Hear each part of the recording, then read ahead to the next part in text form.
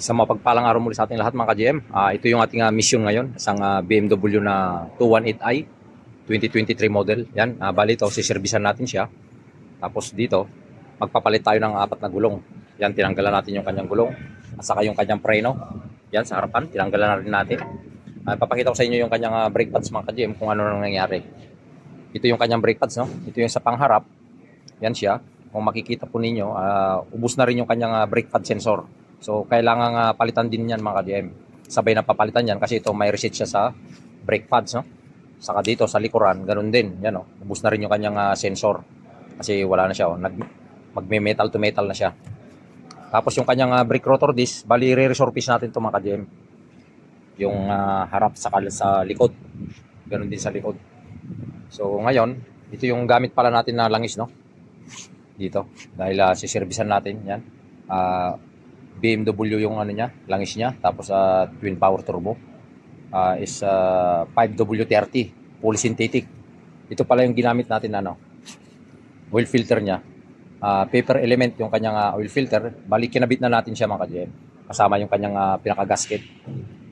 Yan, kung makikita ninyo ito, papalitan natin ang 4 na gulong yan. Ang gulong pala nito ay manipis siya na matigas. Ito yung mahirap tanggalin minsan pagka hindi mo kabisado, kaya talagang mahirap ikabit at mahirap tanggalin. Tapos yung kanyang sensor dito sa kanyang tire valve ay kailangan nating ingatan po yan kasi mahal din ang sensor ng mga ganito. Yan siya. So ito po yung ating mission ngayong umaga at like and share po yung ating mga videos para magkaroon din ng idea yung iba. Yan po at maraming salamat po sa patuloy niyong support at panonood ng aking mga video. Ang ano pala nito mga ka-GM, no? Bali wala itong oil dipstick. Bali ito, nandun sa kanyang monitor. Ipapakita ko sa inyo.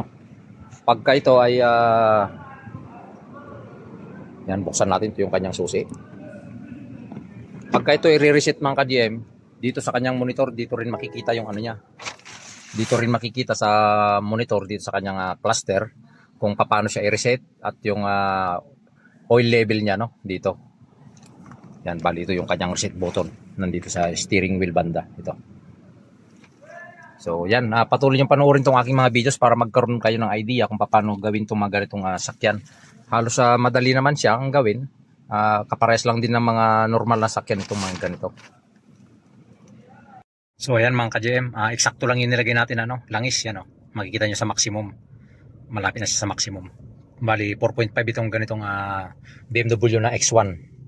Yan siya. Kasi doon sa kanyang makina wala siyang oil dipstick doon. Kaya dito lang natin makikita, no? Ito. Yan. Pag-clinic natin yan, tapos ito, start measurement. Ganun lang po yan mga ka-GM, pagsukat.